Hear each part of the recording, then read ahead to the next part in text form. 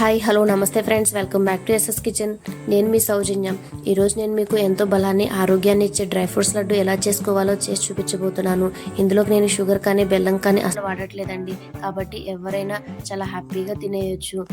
నేను చెప్పిన క్వాంటిటీస్తో ఒకసారి ట్రై చేసి చూడండి. టేస్ట్ అయితే చాలా బాగుంటుంది. ప్రోటీన్స్ తక్కువగా ఉన్న పిల్లలకు కానీ లేదా ఇంట్లో ఉండే పెద్దవాళ్ళకి కానీ రోజుకు ఒక లడ్డు ఇచ్చి చూడండి, చాలా ఇంప్రూవ్ అవుతారు.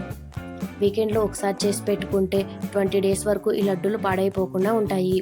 ఇప్పుడు డ్రై ఫ్రూట్స్ అన్నిటిని హాఫ్ కప్పుగా తీసుకోండి. 3 టేబుల్ స్పూన్ల గసగసాలు, 1 కప్పు ఖర్జూరాన్ని ఎక్స్ట్రాగా తీసుకోండి.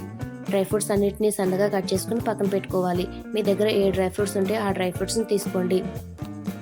ఇప్పుడు స్టవ్ ఆన్ చేసి బాండీ పెట్టుకుని 3 టేబుల్ స్పూన్ల నెయ్యి వేసి హీట్ చేసుకోండి. నెయ్యి హీట్ అయ్యాక సన్నగా కట్ చేసిన డ్రై ఫ్రూట్స్ని వేసి లైట్ గోల్డెన్ కలర్ వచ్చేంత వరకు ఫ్రై చేసుకోండి. మంటను మీడియం ఫ్లేమ్లో పెట్టి ఫ్రై చేసుకోండి. అప్పుడే డ్రై ఫ్రూట్స్ అన్ని లోపల వరకు ఫ్రై అయ్యి టేస్ట్ బాగుంటుంది. ఇక్కడ మీరు కిస్మిస్ అయినా తీసుకోవచ్చు. ఇలా ఫ్రై చేసుకున్న డ్రై ఫ్రూట్స్ని ఒక బౌల్లోకి తీసుకుని పక్కన పెట్టుకోవాలి. అలానే గసగసాలను కూడా ఫ్రై చేసి పక్కన పెట్టుకోండి.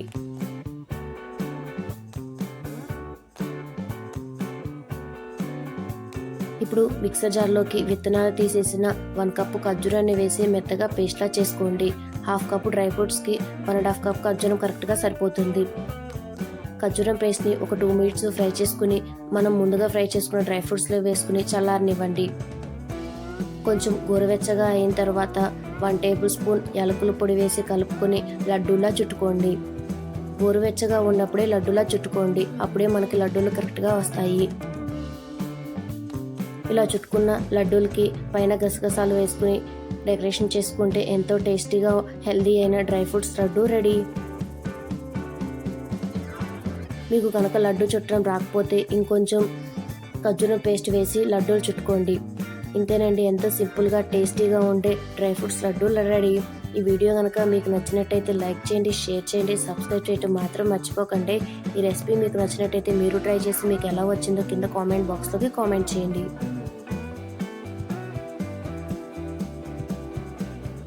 Okay, thank you friends, bye.